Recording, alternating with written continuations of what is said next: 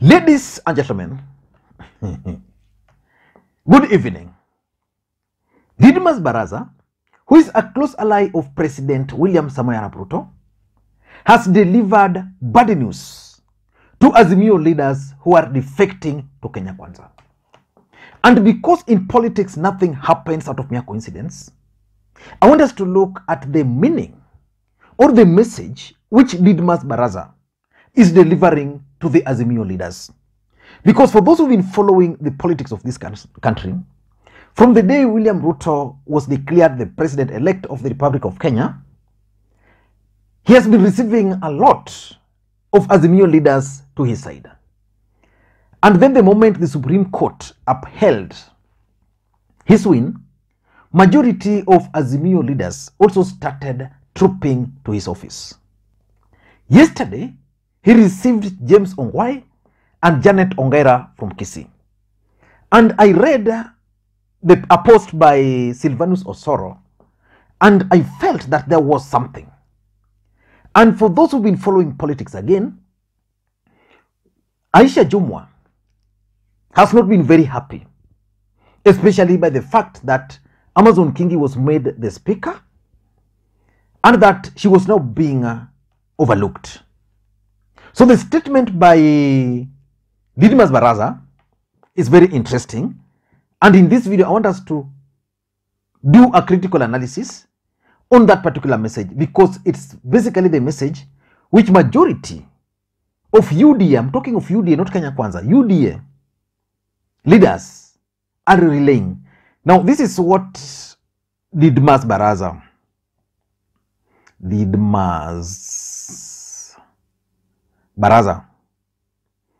Now this is the message from Dismus Barasa.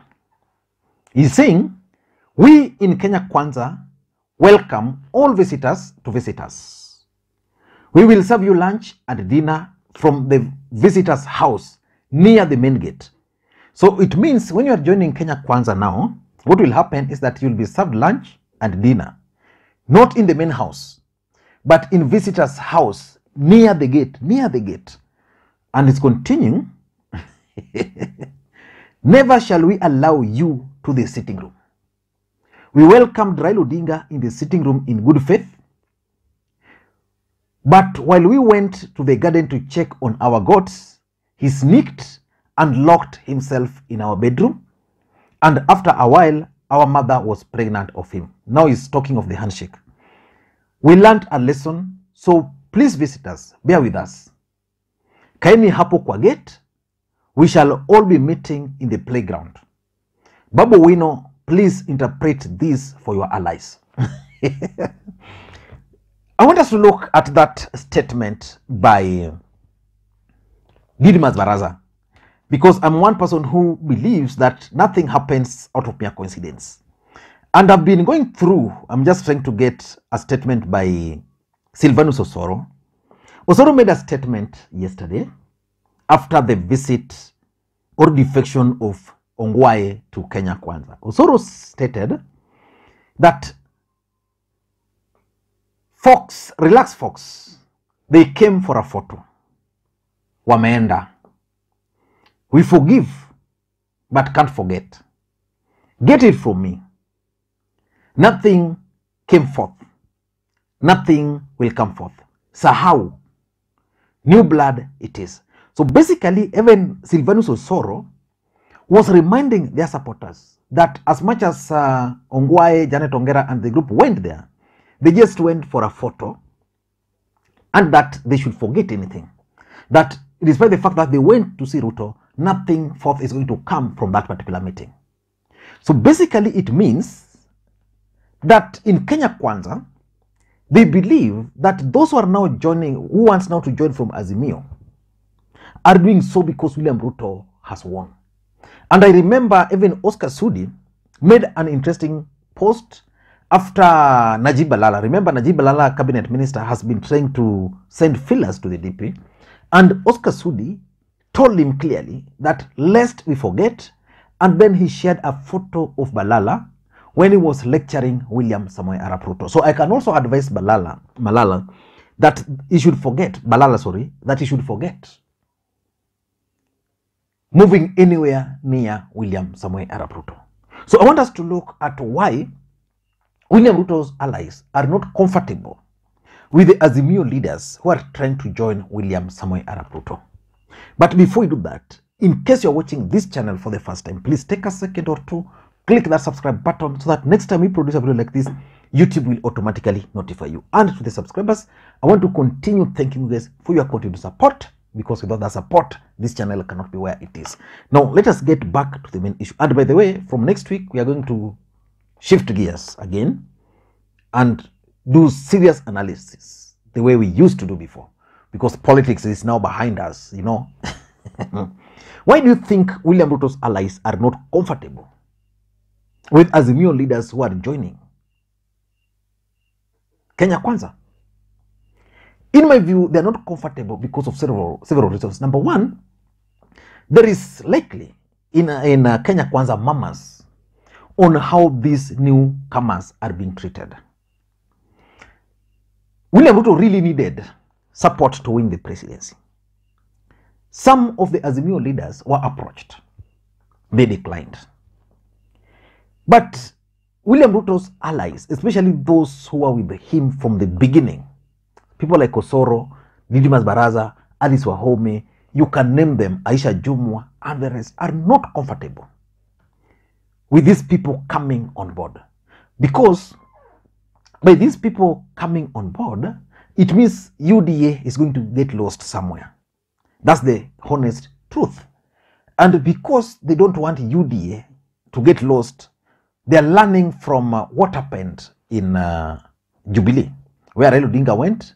By the time they realized, Jubilee was divided. That's exactly what they are trying to avoid. So they have been talking in low tones that these Azimio supporters really frustrated us. They should not be anywhere. So number two, I think there's fear of displacement. And let me ask you a question. Do you think William Ruto would have been declared the president of the Republic of Kenya without the support of Weta, Mudavadi, and even Amason Kingi? I don't think so. As much as these people came late, they added value. But the truth of the matter is that their presence is displacing those who were previously in UDA, those who stood with William Ruto from the beginning. And they are giving examples that Wetangula and Mudavadi came, and when they joined, they displaced those who were previously in Kenya Kwanza. Today, William Ruto listens more to Mudavadi than he does to say someone like Dismus Barasa. You go to Kingi. Kingi joined Kenya Kwanza 9 weeks ago. But already he's been rewarded with the position of the speaker at the expense of, say, Hassan Omar, who has stood with Ruto from the word go, at the expense of Jichopevu, for example, at the expense of, say, someone like Aisha Jumwa. So Kingi is today in Kenya Kwanza and is benefiting despite the fact that he just joined 9 weeks ago. So that displacement, that the original supporters of Kenya Kwanza are being displaced. You go to Mount Kenya. Alice Wahome was there with Ruto from the beginning. Ndindi Nyoro, they were frustrated, they were arrested, they were harassed. But then, Justin Muturi came the other day. And Justin Muturi has now replaced them. So as much as William Ruto is in control of Kenya Kwanza, there is a feeling, especially amongst those who were originally in Kenya Kwanza or in UDA, that they are being displaced. So let us wait and see how that's going to move on. Number three, there is the government appointments. If you look at Kenya Kwanza, the way they had planned to do their stuffs, originally they never wanted any coalition. That's the fact. William Ruto wanted a situation where he was going to form a big political party similar to his vision for Jubilee. Then that big political party was going to form a government without coalitions. But fate forced him. So it means, in terms of government appointments, they are going to divide. Kenya Kwanza, Ford Kenya will have their share. ANC, their share. Muturi through DP will have their share. Maendeleo Chap will have their share. Now the UDM will have their share.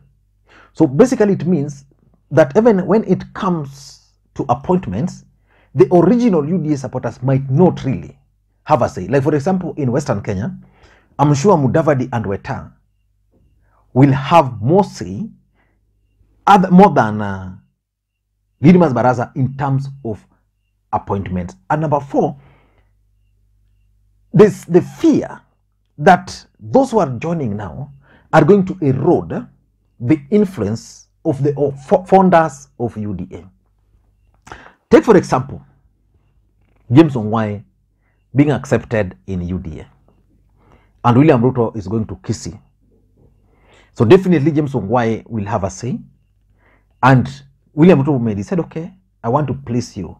So if there's 3 ambassadorial appointment, he might decide to give Ongwae 1, but at whose expense?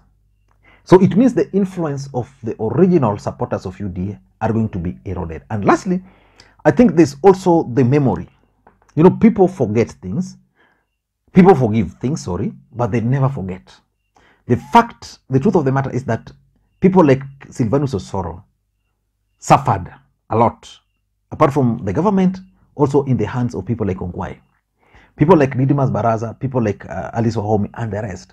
So if the same people who are part of a system which frustrated you are now being welcomed and given a sitting table and a desk, you know, on the sitting room, you know, you can't accept.